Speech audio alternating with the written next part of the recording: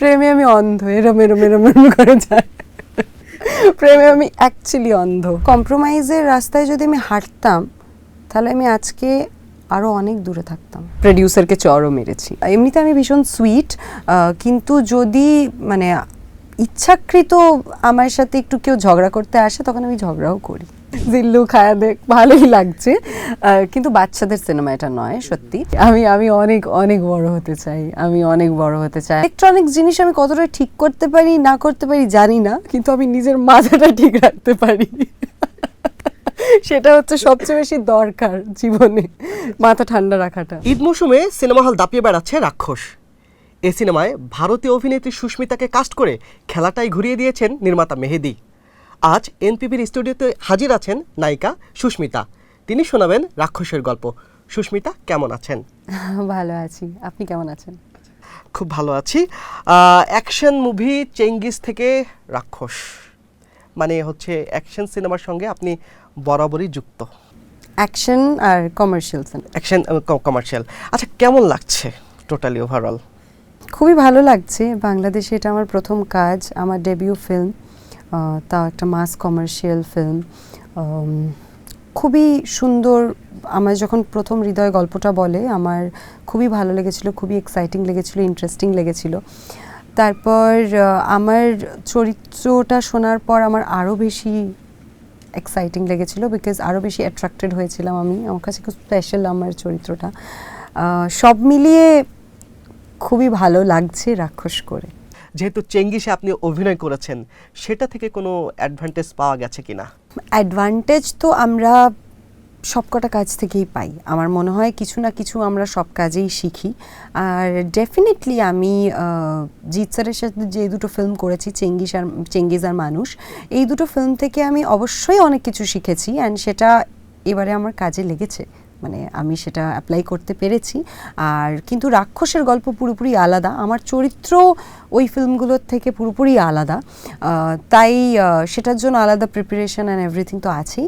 কিন্তু হ্যাঁ, কিছু কিছু ট্রিক্স, কিছু কিছু টেকনিক্স কমার্শিয়াল ফিল্ম করা থাকলে জানা যায়। আচ্ছা, আপনি বেশ কিছুদিন ধরেই বাংলাদেশে আছেন এবং সিনেমা হলগুলোতে ঘুরছেন।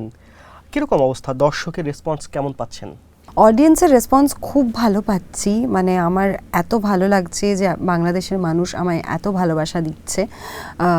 যখন আমি ইভেন অডিয়েন্সের সাথে বসে সিনেমাটাও দেখেছি, তাদের রিয়াকশনসে যখন ডায়লগসের পর, সিনসের পর যে রিয়াকশনসগুলো আমি পেয়েছিলাম সিনেমা হলে, সেগুলো আমার ভীষণ ভীষণ ইমোশনাল হয়ে গেছিলাম, ভীষণ ভালো লেগেছে। অ্যান্ড খুব ভালো লাগছে যে বাংলাদেশ আমায় এত ভালোবাসা দিচ্ছে আর মানুষ রাক্ষসকে এত ভালোবাসছে। বিদেশ থেকে কোনো নায়িকা, আমাদের ক্ষেত্রে তো ভারত বিদেশি বটে, তো কোনো নায়িকা যখন বাংলাদেশে আসেন তখন সেলফি তোলার একটা হিড়িক পড়ে যায়। আপনি কি এই ধরনের কোনো বিষয়ে পড়েছেন কিনা, বা আপনার সঙ্গে সেলফি তুলতে এসেছেন কিনা মানুষ? অফকোর্স আমি প্রচুর সেলফি তুলছি মানুষের সাথে, আর মানুষরা আসছে আমার কাছে সেলফি তোলার জন্য, যেটার জন্য আমি ভীষণ ফরচুনেট। ইনফ্যাক্ট কালকে আমাকে একটা ছোট্ট বাচ্চা, ছোট্ট বেবি আমাকে একটা রোজ গিফট করে গেছে, আমার সাথে ছবি তুলেছে। তো এই সব ছোট ছোট ব্যাপারগুলো আমার ভীষণ ভীষণ স্পেশাল আমার কাছে এখন। আসানসোলের মেয়ে কলকাতা হয়ে বাংলাদেশে, তাই তো? সে শুধু নায়িকাই নয়, সে একজন ইঞ্জিনিয়ারও বটে। ইঞ্জিনিয়ারিং থেকে, ইঞ্জিনিয়ারিং একটা কাঠখোট্টা বিষয়, হ্যাঁ, লোহা লক্কর মেশিনারিজ, তো সেটা ছেড়ে একদম রঙিন দুনিয়ায়, কারণটা কি আসলে? প্রথমেই বলি, আমি মফস্বলের মেয়ে। আসানসোলের মধ্যে কুলটি বলে একটা ছোট্ট মিষ্টি জায়গা আছে, আমি সেখান থেকে বিলং করি। আমার মা বাবা ওখানে। আমি মিডল ক্লাস ফ্যামিলির মেয়ে। আমি ছোট থেকেই অভিনেত্রী হতে চেয়েছিলাম, কিন্তু আমার মা বাবা সবসময় বলেছিল যে আগে আমাকে গ্র্যাজুয়েশন কমপ্লিট করতে হবে, তারপরে I can follow my dreams. আমি ছোটোবেলা থেকেই পড়াশোনায় ভালো ছিলাম, তাই আমি ইঞ্জিনিয়ারিংয়ে চান্স পাই। আমি কলকাতায় আসি ইলেকট্রনিক্স ইঞ্জিনিয়ারিং পড়তে। তারপরে পড়ার পর খুব ভালো একটা চাকরি পাই আমি হায়দ্রাবাদে। সেই চাকরি আমি জয়েন করি না, বাড়িতে গিয়ে মা বাবাকে বোঝাই আমি চাকরি করতে চাই না, আমি অভিনয় করতে চাই। তারপরে চেষ্টা করতে শুরু করি অভিনয় জগতে, and now I am here. তো ইঞ্জিনিয়ারিং থেকে অ্যাক্টিং লাইনে আসার, অ্যাক্টিং প্রফেশনে আসার এইটাই স্টোরি। বাট তার মধ্যে তো অনেক হার্ডওয়ার্ক, ডেডিকেশন, প্যাশন আছে। এই আসার মধ্যে একটা চ্যালেঞ্জ ছিল, যখন আপনি জব করছেন, আপনার বাবা বললেন, আপনি যখন বললেন হ্যাঁ যে আমি এটা করব, আমি শোবিজে যাব, তখন আঙ্কেল বললেন যে তোমাকে আমি 2 বছরের একটা সময় দিচ্ছি? ও হ্যাঁ। আচ্ছা, তো যখন আমি জবটা পেলাম ইঞ্জিনিয়ারিং করার পর, যখন আমি জব পেলাম খুব ভালো একটা কোম্পানিতে হায়দ্রাবাদে, তখন আমি বাড়িতে গিয়ে যখন বাবাকে বলি, মা বাবাকে, যে আমি চাকরি করতে চাই না, আমি অভিনয় করতে চাই, তখন অবশ্যই মা বাবা খুবই ভয় পেয়ে গেছিলো, বিকজ তাদের কোনো কন্ট্যাক্ট নেই ইন্ডাস্ট্রিতে। আমি পুরোপুরি outsider, middle class family, so প্রডিউসও করতে পারবে না, তাই কোনোভাবেই বাবা বলেছিল আমি কোনো হেল্প করতে পারবো না মাম্মা তোমাকে এই জায়গায়। তখন আমি অনেক রিকোয়েস্ট করার পর, বোঝানোর পর, তখন আমাকে বাবা বলে ঠিক আছে মাম্মা, তোমায় আমি 2 বছর দিচ্ছি, তুমি 2 বছর ট্রাই করো, চেষ্টা করো, যদি কিছু না হয় তাহলে কিন্তু আবার তুমি ইন্টারভিউতে বসবে, চাকরির জন্য অ্যাপ্লাই করবে, বাট এখন ঠিক আছে তুমি করতে চাইছো, তুমি 2 বছর সময় দাও। তো টাচউড, বাই গডস গ্রেস আমার 2 বছর লাগেনি, আমি তার আগেই হয়ে গেছে। আসলে 2 বছরে কোনো মেয়ের পক্ষে কি আসলে আপনি যেখানে এসেছেন সেখানে আসা তো সম্ভব না বলেই জানি, বাট আপনি এসেছেন, এটা কি আসলে কোনো কম্প্রোমাইজের রাস্তায় হাঁটতে হয়েছে কিনা আপনাকে? প্রথম কথা হচ্ছে যে কম্প্রোমাইজের রাস্তায় যদি আমি হাঁটতাম তাহলে আমি আজকে আরও অনেক দূরে থাকতাম। এইটা হার্ডওয়ার্ক, এইটাই যেভাবে এখানে পৌঁছেছি সেটা পুরোপুরি হার্ডওয়ার্ক, পুরোপুরি প্যাশন, ডেডিকেশন, চেষ্টা, ট্যালেন্ট, সব কিছুই। আর চট করে সাকসেস যে মানুষ পায়নি তা নয়। যদি আমি দীপিকা পাডুকোনের এক্সাম্পল দিই, ওম শান্তি ওম প্রথম সিনেমা থেকেই দীপিকা পাডুকোন স্টার, তাহলে এরকম হয়। Electronics engineer, right? তো আমাদের দেশে অথবা আপনাদের দেশেও হতে পারে যে ইলেকট্রনিক্স ইঞ্জিনিয়ার মানে হচ্ছে সে ঘরের কোনো জিনিস নষ্ট হয়ে গেলে সে ঠিক করতে পারবে, বাল্ব, ওভেন, টেলিভিশন, এরকম এরকম হয়েছে কিনা? মজার কোনো ঘটনা আছে কি? প্রচুর ঘটনা আছে। মানে কোথাও গেলে যখন আমি প্রথমে ইঞ্জিনিয়ারিং পড়তে শুরু করি, তখন সবাই, তারপরেও পাস আউট করার পরেও মানুষ, এই ফ্রিজটা খারাপ হয়ে গেছে একটু দেখে দিবি, এই গাড়িটা চলছে না একটু ঠিক করে দিবি, এই বাল্বটা, এই ওটা একটু, এটা একটু সাথে, ও তো ওকে দাও না, ও ঠিক করে দেবো, তো ইঞ্জিনিয়ার। মানে প্রচুর প্রচুর শুনেছি, আর বেশ মজাও লাগে এগুলো শুনতে। ইলেকট্রনিক্স জিনিসের মধ্যে আসলে সুস্মিতা কি কি ঠিক করতে পারে? বাল্ব কখনো লাগিয়েছে নিজ হাতে? আমি ইলেকট্রনিক্স জিনিসের মধ্যে হ্যাঁ লাগিয়েছি, বাল্ব লাগিয়েছি, অনেক কিছুই করেছি, রোবটও বানিয়েছি, চেষ্টা করেছি, কলেজে অনেক কিছু আমাদের প্র্যাকটিক্যাল ক্লাসেসে হতো, তো এবার অনেক কিছুই করেছি। কিন্তু ইলেকট্রনিক্স জিনিস আমি কতটা ঠিক করতে পারি না করতে পারি জানি না, কিন্তু আমি নিজের মাথাটা ঠিক রাখতে পারি, সেটা হচ্ছে সবচেয়ে বেশি দরকার জীবনে, মাথা ঠান্ডা রাখাটা। আচ্ছা, তাহলে তো এটা হতে পারে যে আল্লাহ না করুক যদি কখনো ধস আসে ক্যারিয়ারে, তাহলে তো সুস্মিতা সরাসরি চলে যাবে একদম তার আদিম পেশায়, ইলেকট্রনিক্স পেশায়, বসে ঘরের টিভি ঠিক করবে, ফ্রিজ ঠিক করবে, দোকান দিয়ে বসতে পারে, এরকম কিছু? জানি না। আপনি শোবিজে এলেন, আপনার যে ক্যারিয়ার ইঞ্জিনিয়ারিং, সেখান থেকেও একটা এমন জায়গায় যাওয়া যেত যে অনেক টাকা ইনকাম হচ্ছে, হয়তো এখানেও হয়। তো 2 জায়গার আয় ব্যয়ের আমি যদি তুলনা করি তাহলে আসলে কি ইনকামটা বাড়লো নাকি কমলো? বাড়লো, অবশ্যই বাড়লো, অবশ্যই বাড়লো। কারণ চাকরি করলে একটা ফিক্স স্যালারি থাকে, সেইটা আমাদের ইন্ডাস্ট্রিটা আনপ্রেডিক্টেবল বেশি, চাকরি করলে মান্থলি একটা স্যালারি থাকে, কিন্তু আমার মনে হয় বাড়লো, কারণ সেটা অতদিনে এতটা বাড়তো না যতটা আমার এখন হয় আর কি, বা টাচউড, বাই গডস গ্রেস। আঙ্কেলকে সাপোর্ট দেওয়া হয় কিনা ফিনান্সিয়াল ভাবে, যেহেতু এখন ইনকাম অনেক বেড়েছে? মা বাবা দুজনেই চাকরি করে, ঠিক আছে, তো মা বাবাকে আমাকে কখনো সাপোর্ট দিতে হয়নি, মানে আমাকে ওনাদেরকে সাপোর্ট দিতে হয় না, কিন্তু ওনারা নিজেদেরটা করে নিতে পারেন, কিন্তু আমি অনেক গিফটস দিই ওনাদেরকে যাতে তারা হ্যাপি থাকে। ওকে, ভাই বোন কতজন? একা আমি। বাহ, একদম বাবার একমাত্র মেয়ে, রাজ্য শহর রাজকন্যা। তো রাজ্য শহর রাজকন্যাকে পাওয়ার জন্য এ পর্যন্ত কতজন পেছনে লাইন লাগিয়েছেন? প্রচুর প্রচুর। এদের মধ্যে কাকে কাকে ভালো লেগেছে? কয়জন? 4-5 জন, 10 জন, 20 জন, 15 জন? না, আমার একটা সম্পর্ক ছিল, আমার 2.5-3 বছরের একটা সম্পর্ক ছিল, ইন্ডাস্ট্রির বাইরে, মানে ইন্ডাস্ট্রির লোক নয়, তো সেই সম্পর্কটা ছিল, সেটাই একটা আমার ভালো মানে প্রেম ছিল, তারপর এখন আর নেই আর কি। মানে সেই প্রেমটা কি যে অন্ধের মতো হাতরে হাতে? আমি একটু অ্যাক্টিংটা দেখতে চাই, কিভাবে জানো কি রকম প্রেম করে অন্ধের মতো, একটু দেখতে চাই আমি। প্রেমে আমি অন্ধ, এরম এরম এরম এরম করে যায়, প্রেমে আমি অ্যাকচুয়ালি অন্ধ, তাই প্রেমটা আবার করতে একটু মানে না করব না তা নয়, করতেই পারি, সেরকম মানুষ পেলে করতেই পারি। সৃজিতের সঙ্গে আপনাকে জড়িয়ে যে নামটা হয়, এটা কি আসলে আপনার থেকে করা নাকি মানুষ করিয়ে দিয়েছে? না, এটা অনেকটা আমি বলছি, বেসিক্যালি তখন আমাদের একটা ফিল্ম রিলিজ করছিল, আমি সৃজিত মুখার্জির সাথে একটা ফিল্ম করেছি, সেই ফিল্মটা তখন রিলিজ হচ্ছিল, তখন প্রমোশনের টাইম চলছিল, তাই এবার তো যে রিউমার্স হওয়ার সে তো হবেই, স্বাভাবিক। কিন্তু সৃজিতদা কিন্তু স্মার্ট খুব। আচ্ছা, সৃজিতদাও স্মার্ট, তার চেয়েও ভালো স্মার্ট হচ্ছে জিৎ, এবং আপনি একটা ইন্টারভিউতে বলেছেন জিৎ খুব হট, হ্যাঁ, রাইট? হ্যান্ডসাম। হ্যান্ডসাম। হ্যাঁ, হ্যান্ডসাম। সেম ঘরানার একটা Hot. সিনেমা হচ্ছে রাক্ষস আপনি করলেন আমাদের সিয়ামের সঙ্গে, সে কি হট নাকি কুল? সিয়াম ভীষণ sweet, he is very sweet. আর সিয়াম এখন আমার বন্ধু, উই আর ফ্রেন্ডস, আমাদের খুব ভালো কানেকশন, আমাদের বোঝাপড়া খুব ভালো, আমরা খুব ডিসকাস করে সিনসগুলো করেছি, অ্যান্ড ও আমাকে অনেক হেল্প করেছে, ও খুব ভালো মানুষ, খুব ডাউন টু আর্থ, সাপোর্টিভ। আপনার জিৎ স্যার আপনার ভাষায়, আর আমাদের সিয়াম, দুজনের মধ্যে কে বেশি হট? এই রে, দুজনে দুজনের মতো করে হট, আমি কিভাবে কে বেশি হট বলবো, কিন্তু দুজনে দুজনের মতো করে আলাদা, দুজনেই পুরোপুরি আলাদা, বাট যেমন সিয়াম আমার বন্ধু এখন, তেমনি জিৎ স্যারও আমার ভীষণ ক্লোজ, তো দুজনেই খুব ফেভারিট আমার। ম্যারাডোনার জুতা, ওইখানে একটা ডায়লগ আছে, আপনার বান্ধবী আপনাকে বলছে ইউ আর এ বিচ, আপনি বলছেন ও ইয়েস। ও তাই না? এরকম একটা ডায়লগ ছিল। তো ব্যক্তি জীবনে আসলে সুস্মিতা কিরকম আসলে? কেমন লাগছে? ক্যামেরার সামনে তো ভালো লাগবে, ক্যামেরার পেছনেও ভালো লেগেছে, বাট ইন্ডিয়াতে সেই সুস্মিতা কিরকম? হ্যাঁ, তো আমি বেসিক্যালি খুব স্ট্রেট ফরওয়ার্ড, আমি খুব বেশি বাটারিং করি না, আমি খুব স্ট্রেট ফরওয়ার্ড, আমার যেটা মনে হয় আমি সেটা বলি, আমার নিজের জন্য আমি স্ট্যান্ড নিই।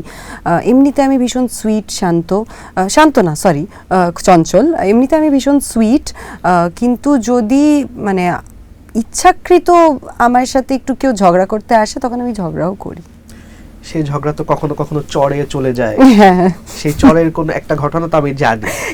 কিন্তু আমি বলছি, আমি কিন্তু নিজে থেকে কখনো ঝগড়া করতে চাই না। না না, একটা চড়ের ঘটনা আমি জানি, যে একটা চড় মেরেছিলেন আপনি। আমি হ্যাঁ, ও হ্যাঁ হ্যাঁ, ও রাইট রাইট রাইট রাইট, সেটা চাই। হ্যাঁ হ্যাঁ হ্যাঁ, মানে আমি ইনিশিয়ালি আমি প্রডিউসারকে চড়ও মেরেছি, মানে এরকম আমার কাছে অফার এসেছিল, যেটা আমার পোষায়নি, আর তখন আমার মাথাটা, জেনারেলি কিন্তু আমার মাথা গরম হয় না, কিন্তু তখন আমার মাথাটা এতটা গরম হয়ে গেছিলো যে ওটা আমি নিতে পারিনি, এত ইনসাল্ট ফিল হয়েছিল আমার, যে আমি চড় মেরে বেরিয়ে এসেছিলাম, কিন্তু সে আমাকে কোথাও আটকাতে পারেনি, আর আমার মনে হয় না সে আমায় আটকাতে পারবে। এটা আসলে কি ছিল, মানে টাকা পয়সার দ্বন্দ্ব বা বাজে প্রস্তাব? অথবা না, বাজে প্রস্তাব।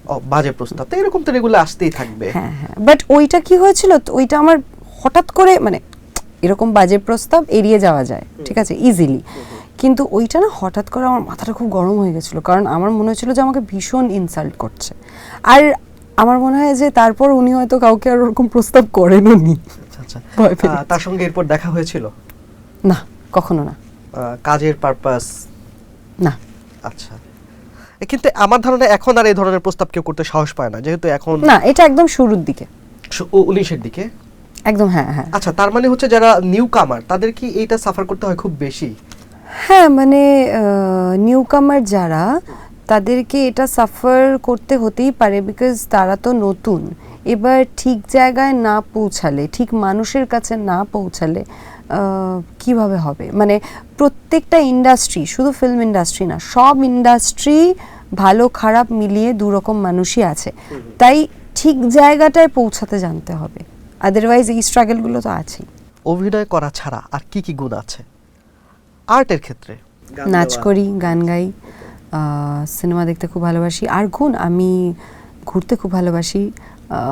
কালচারাল বলতে আমি ছোটবেলা থেকে নাচ গানেই বড় হয়েছি, আর অভিনয় তো আমার ভীষণ প্যাশনেট আমি অভিনয়ের প্রতি, আর বাকি আমার এমনি ফ্রি টাইমে আমি সিনেমা দেখতে খুব ভালোবাসি, ঘুরতে খুব ভালোবাসি। সুস্মিতা একটা সময় গানও গাইতেন বা গান গাইতে পারেন, তাহলে শুদ্ধতার প্রেম আর হচ্ছে তুমি ছাড়া, না আমি একটু আগেও বলেছি না, আমার একদম মুখস্থ নেই, আমি এর পরের বার যখন আসবো আমি একদম আমি কিন্তু গাই, আমি গান গাই, বাট আমি এই দুটো গান আমার মুখস্থ নেই।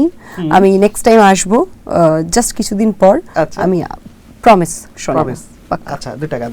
তাহলে তো নিজেই গাওয়া যেত, তাই না? রাক্ষসে অন্য কাউকে না না না না না না না না।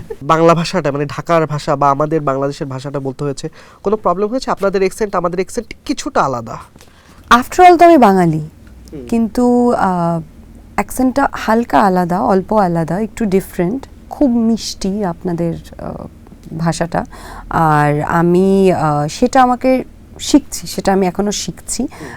ফার্স্ট সিনেমায় অতটা সময় পাইনি, অল্প অল্প এখন শিখতে পেরেছি, আর আরও আমি শিখছি যাতে আমি আরও বেশি কাজ করতে পারি। সিনেমায় ডায়লগ দিতে গিয়ে কোনো প্রবলেম হয়েছে কিনা যে আপনারা আসলে ছটাকে খুব শুদ্ধ উচ্চারণ করেন, আছি গেছি, বাট আমরা বলে আসি গেছি, তো এইখানে যাচ্ছি এরকম আর কি। তো আপনাদের এই আপনি যখন ডায়লগুলা দিয়েছেন তখন কি জিহ্বায় কোনো জড়তা কাজ করেছে? আমাকে ডিরেক্টর হেল্প করেছে, তাই ডিরেক্টরের যেখানে যেমন মনে হয়েছে সেটা আমাকে শিখিয়ে দিয়েছে, আমি করেছি। তার মানে ঢাকার ভাষা এখন আপনাকে প্রভাবিত করতে পারেনি? মানে আমার পছন্দ তো খুবই, আমি চেষ্টা করছি, আমার খুবই মিষ্টি লাগে ল্যাঙ্গুয়েজটা, আর আমি এটা শিখতেও চাই। আমি ওই জন্য এখন শেখার প্রসেসে আছি। আমাদের কোনো আর্টিস্ট যদি আপনাদের কলকাতায় 3 মাস থাকেন বা কাজ করেন, তার ভাষাটা কিন্তু কলকাতার মতো হয়ে যায়, জানেন কি? জয়াদি তো আমার খুব ক্লোজ। জয়াদির ভাষা কি কলকাতার মতো? আচ্ছা, না তো, না না, দুটোই আছে।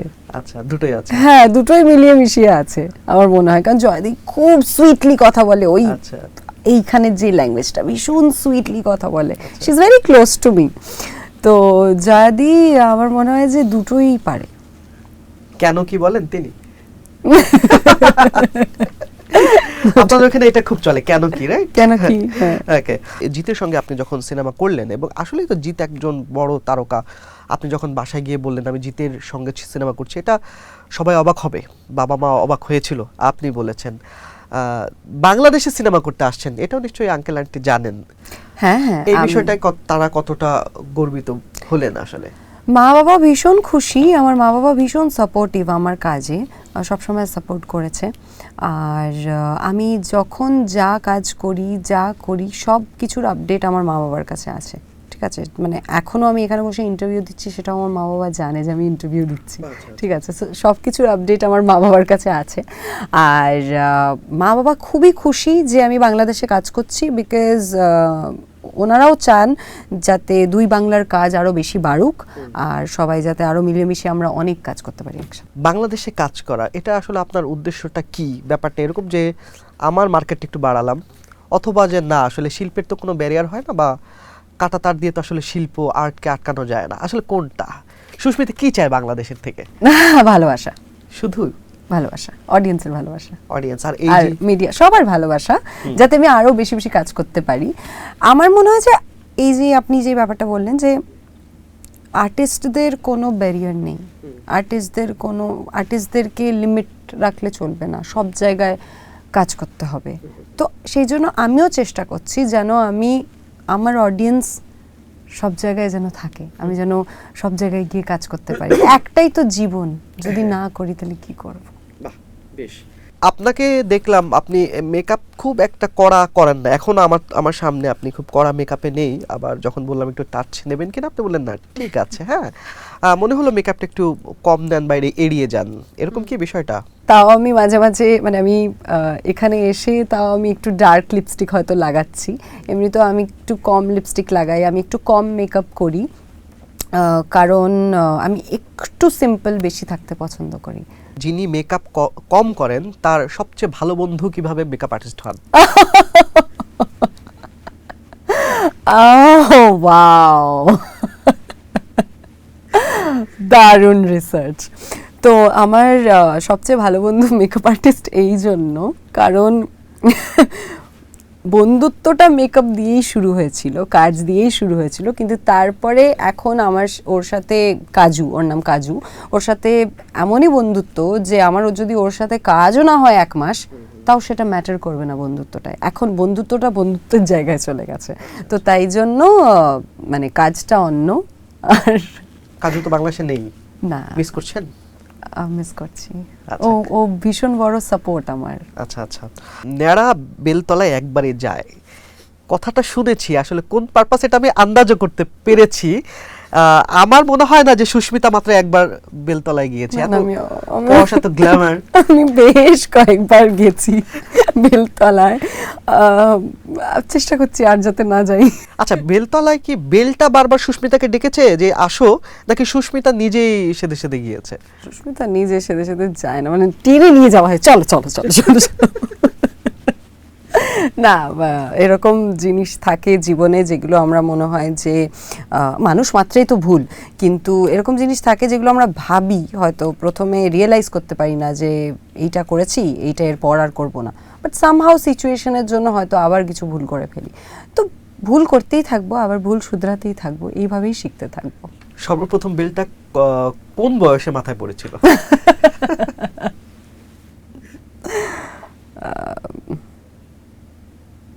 4-5 বছর আগে। আচ্ছা, 4-5 বছর আগে। আচ্ছা, সর্বপ্রথম বেল। আর কোন বেলটা মাথায় পড়ার পর সবচেয়ে বেশি কষ্ট লেগেছিল?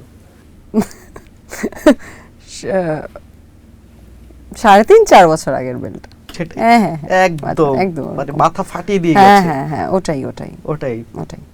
তাকে আসলে কিভাবে অভিশাপ দেন? না না, অভিশাপ দিই না। দেন না, মানে তার লাইফটা হেল হয়ে যাক, সে ধ্বংস হয়ে যাক, এরকম কিছু চান না? এত ভালো কেন? না না না, কিছু চাই না, কিছু চাই না, কারণ আমি অভিশাপ দেওয়ার কি, সব উপরওয়ালা। কিন্তু সে তো জানে আপনি এখন কোন পজিশনে আছেন, সে জানে তো Of course জানে। কিছু। মাঝে নিশ্চয়ই মধ্যে জানে। তার ফেসবুক আইডি স্টক করা হয় কিনা, যে দেখি কার সঙ্গে কি করছে? হয়তো না, এরকম হয় না। না, ওকে, ব্লকড বিষয়টা। বিষয়টা ব্লকড। আচ্ছা ঠিক আছে। বাংলাদেশে এসে রাক্ষস করলেন, এখন পর্যন্ত রাক্ষসের রেসপন্স ভালো, কিন্তু আগামীর দিকে আপনার এরকম কিছু মনে হওয়ার চান্স আছে যে রাক্ষসটা কেন করলাম, না করলে ভালো হতো? না, প্রথম কথা হচ্ছে রাক্ষসের গল্প আর রাক্ষসে আমি যেই চরিত্র পেয়েছি সেটাতে আমি ভীষণভাবে খুশি। তারপর এখন অডিয়েন্সের ভালোবাসায় আমি ভীষণ ভীষণ গ্রেটফুল। আর এরপর আমার মনে হয় রাক্ষস নিয়ে যাই হোক, আমার এই কথাটা মনে হবে না যে কেন করলাম, কারণ রাক্ষস খুবই স্পেশাল আমার কাছে। আমার খুব সুন্দর একটা জার্নি গেছে বাংলাদেশে, আর এটা প্রথম বাংলাদেশের ডেবিউ, আর প্রথম ফিল্মটা সবসময় স্পেশাল হয়। রাক্ষসের যে লুক, মানে আমাদের সিয়ামের যে লুক, ওটা আপনার কেমন লাগলো? খুবই ভালো লাগছে, খুবই ভালো লেগেছে। একদম রাক্ষস সুলভ একটা। হ্যাঁ, সিয়ামের লুক ইজ ভেরি নাইস, একদম 100-তে 100। দর্শকদের মধ্যে কেউ কেউ বলছিলেন, সংখ্যাটা খুব কম, হ্যাঁ হয়তো 100 জনে 3 জন বলছিলেন যে এই সিনেমা সন্তানদের নিয়ে না দেখাই ভালো, বা এটা পরিবার নিয়ে দেখার মতো না আসলে, হ্যাঁ এরকম বলছিলেন। সংখ্যাটা খুব কম, কিন্তু কম হলেও তারা বলেছিলেন। এখন আপনার বক্তব্য কি আসলে এখানে? বাচ্চাদের সিনেমা এটা নয়, সেন্সর সার্টিফিকেট দেখলেই বোঝা যায়। তাও বাচ্চারা যাচ্ছে রাক্ষস রাক্ষস করছে, বাট বাকি আমার মনে হয় যে ইটস আ ফ্যামিলি ফিল্ম। এরকম এমন কিছু নেই এখানে এর মধ্যে যেটা ফ্যামিলি দেখতে পারে না একসাথে। মেহেদী ভাই সেদিন বলছিলেন যে নারীর বুলিং এর ব্যাপারে একটা উত্তর দিয়েছেন তার মতো করে, আপনি কি বলবেন? এরকম একটা অভিযোগ আছে যে রাক্ষসে নারীর বুলিং ইত্যাদি ইত্যাদি। আমার কোনো জায়গাতে এটা মনে হয়নি নারীর বুলিং, কারণ আমার মনে হচ্ছে যে পুরো ঘটনাটা যেটা ঘটছে প্রেমের জন্যই ঘটছে, মেয়ের জন্যই ঘটছে। আর এই মেয়েটার লাইফে, মানে যারা যারা, যেহেতু আমি পুরোটা বলতে পারবো না গল্পটা এখন, কিন্তু যারা দেখেছে তারা বুঝতে পারবেন, আর যারা দেখেনি তারা নিশ্চয়ই দেখতে যাবে এটা শোনার পর। সেটা হচ্ছে যে এই যে সিনেমায় পুরো ঘটনাটা, এই যে রাক্ষস একটা তৈরি হচ্ছে, এই রাক্ষস তৈরি হচ্ছে কিন্তু তার ভালোবাসার জন্য, মেয়েটার জন্য। তাহলে মেয়েটাকেও মাথায় করে রাখে, তাই জন্যই ও রাক্ষস হচ্ছে, কারণ এই মেয়েটার লাইফে একটা বিরাট বড় ইনসিডেন্ট ঘটে যায়, অনেক কিছু ঘটছে মেয়েটার লাইফে, একটা বিরাট বড় খুব কষ্টের একটা দুঃখের একটা ইনসিডেন্ট ঘটে যায়। অ্যান্ড সেই ইনসিডেন্টটার পরেও কিন্তু ছেলেটি সেই মেয়েটার হাত কখনো ছাড়ে না।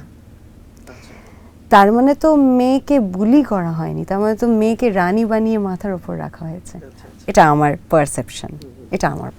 আপনার বডিতে 3টা ট্যাটু, তাই না? হ্যাঁ, দেখানোর মতো, ক্যামেরায় দেখানো যায় এরকম কয়টা আছে? 2টো আছে, দেখানো যায়। আচ্ছা আচ্ছা, আমরা একটু যদি দেখাই শিবের যেটা, ওইটা যদি একটু দেখতে। আমি খুব বড় শিব ভক্ত, আচ্ছা আচ্ছা, তাই একটু যদি ডিটেলটা জানতে চাই আসলে তিনটা সম্পর্কে যদি আমাদের বলতেন যে কি বলছে এই তিনটি আচ্ছা, ট্যাটু। তাহলে আমি প্রথম ট্যাটুটা থেকে শুরু করি বলতে। প্রথম ট্যাটুটা আমার এখানে আছে, এটা হচ্ছে পজ, কুকুরের পা।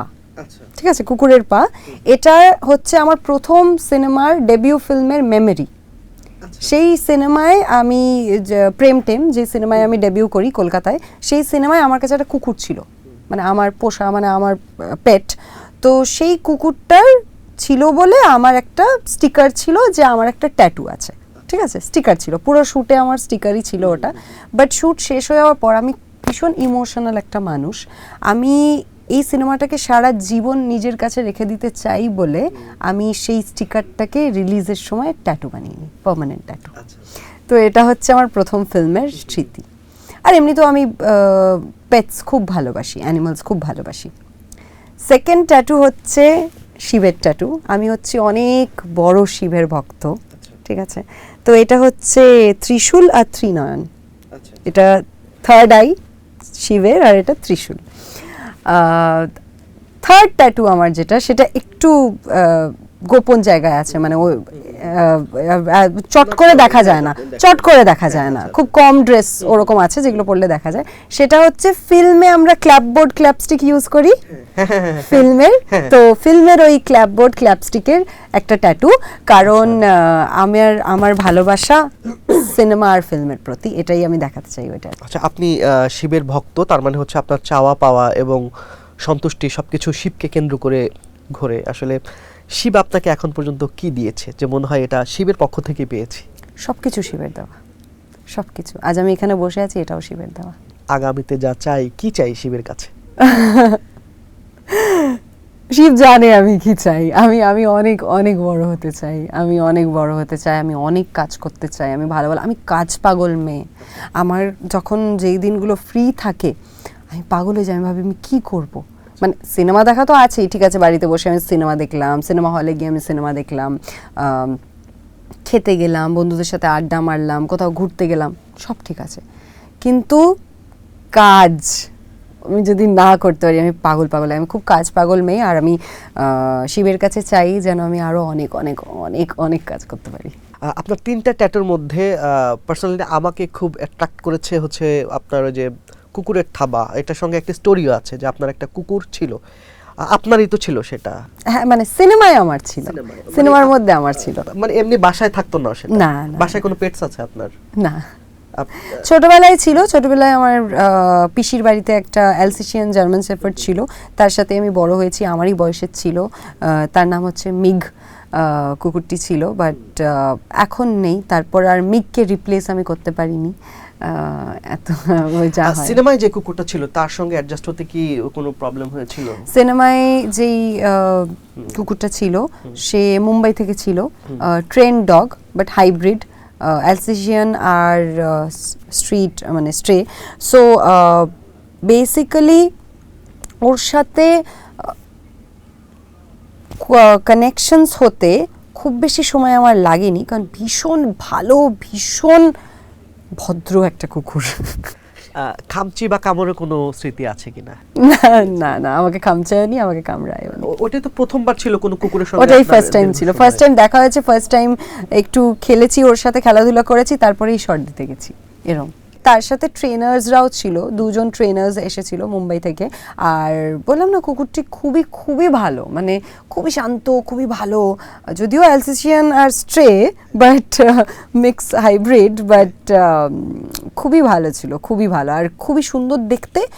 আর আমরা বন্ধু হয়ে গেছিলাম, মানে একদম। আপনার সাকসেস দেখে টলিউডে শত্রু বাড়ছে, ব্যাপারটা কতটা সত্য?